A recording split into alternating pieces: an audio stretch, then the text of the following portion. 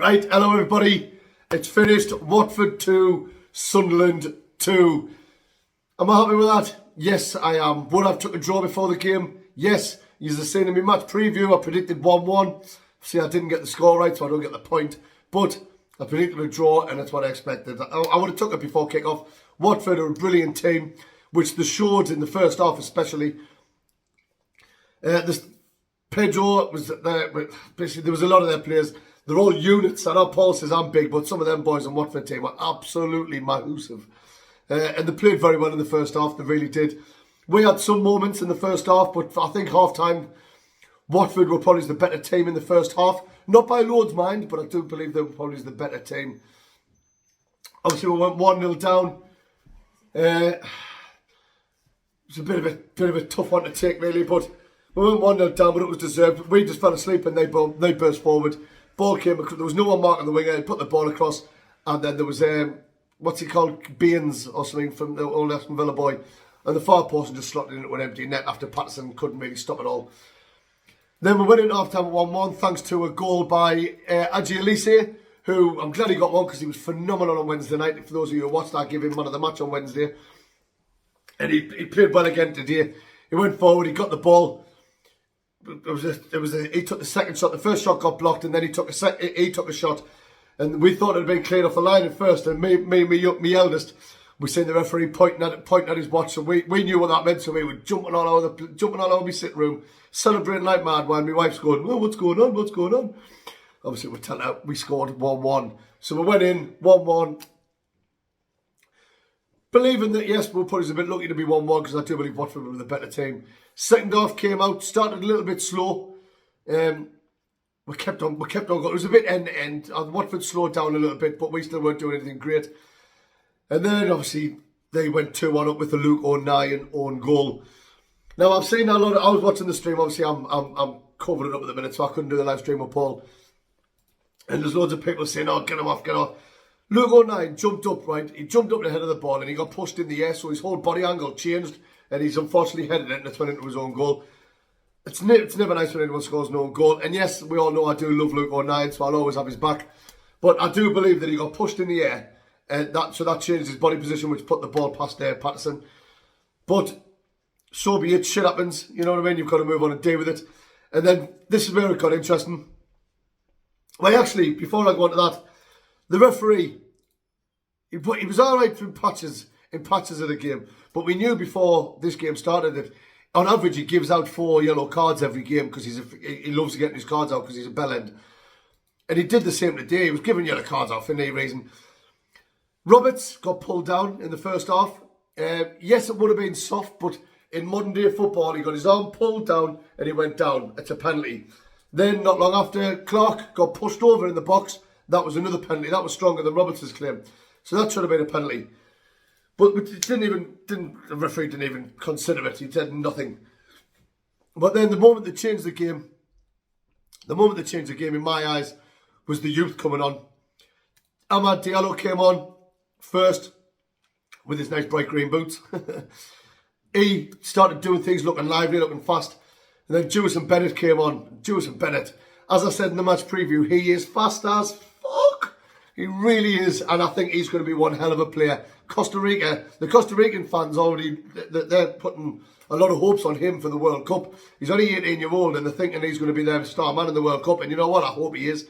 And I hope he's the star man for us because we've only seen a little 10 minutes on Wednesday and we've seen about 10 minutes today. And I'm liking what I'm seeing. And I'm absolutely buzzing for him to get that goal. We're passing the ball about. We were dominating the last 20 minutes. When them youngins came on, because we also had Abdullah Bar and Jim Matete came on. And then we took control of the game. Still 2-1 down at this point. And we're passing it along. Looking lively every time. That Abdullah Bar looked sharp. He looked good when he came on. Like I said, Geoff Bennette was class. Diallo looks good.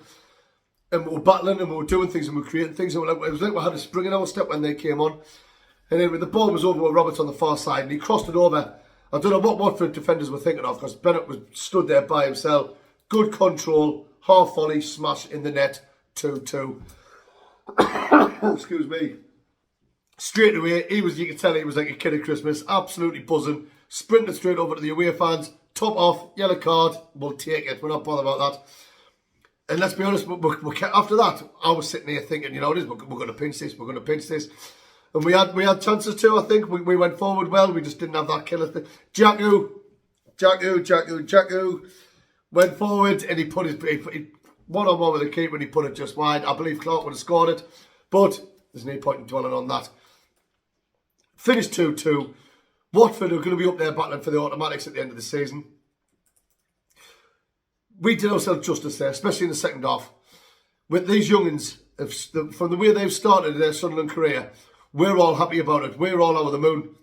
They're looking sharp, they're looking fast, and they're looking hungry, and they're looking as though they're always wanting to create things, and that's what you want. Alison again today, another brilliant performance.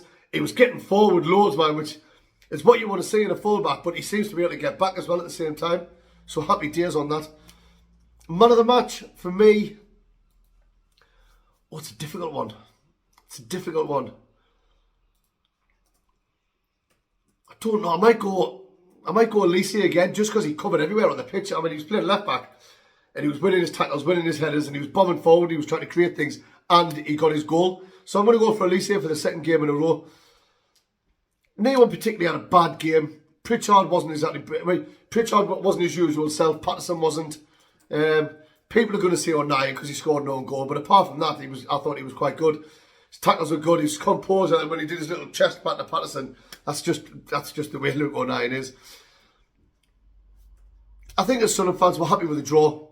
We're still in the automatics, not the automatics, the playoffs. Not that I give a shit about the league table, but I'll just mention it for some years.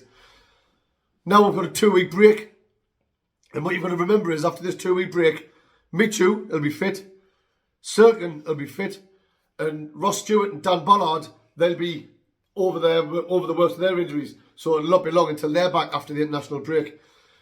I think it's going to work well for us. We're going to have another 2 weeks now with Mo Briola working his magic, his tactics, and what he wants to instill, how he wants the team to play. So another 2 weeks of training before the next game, which I believe is against Preston at home.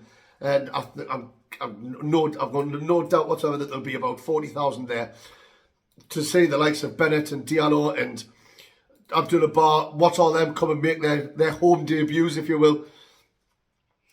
I've got a big smile on my face. I have. Watford's going to be up there battling for the automatics at the end of the season. We've drew 2-2 in their backyard, and the way the second half went, we could have pinched it. So I'm a happy man. I hope yous are all happy. Enjoy the international break. You might see me and Paul pop up. You never know. If we don't, we'll see you for the Preston game. Sunderland 2-2 against Watford, away from home. Pep Briola's tactics and his substitutions got the job done in the end. Well, got us to the point in the end. I'm happy. Enjoy the rest of your weekend, fellas. How are the lads?